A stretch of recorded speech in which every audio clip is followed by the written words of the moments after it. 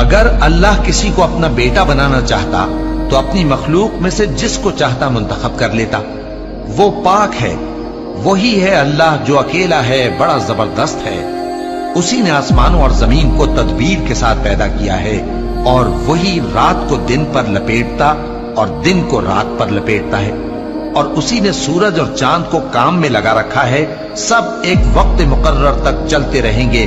دیکھو وہی غالب ہے، بخشنے والا ہے۔ اسی نے تم کو ایک جان سے پیدا کیا، پھر اس سے اس کا جوڑا بنایا، اور اسی نے تمہارے لیے چوپایوں میں سے 8 جوڑے بنائے۔ وہی تم کو تمہاری ماؤں کے پیٹ میں پہلے ایک طرح پھر دوسری طرح 3 اندھیروں میں بناتا ہے۔ یہی اللہ تمہارا پروردگار ہے، اسی کی بادشاہی ہے، اس کے سوا کوئی معبود نہیں۔ پھر تم کہاں بہہ کے جاتے ہو؟ اگر ناشکری کرو گے تو اللہ تم سے بے نیاز ہے، اور وہ اپنے بندوں سے ناشکری پسند نہیں کرتا، اور اگر شکر کرو گے تو وہ اس کو تمہارے لیے پسند کرتا ہے، اور کوئی بوجھ اٹھانے والا دوسرے کا بوجھ نہیں اٹھائے گا۔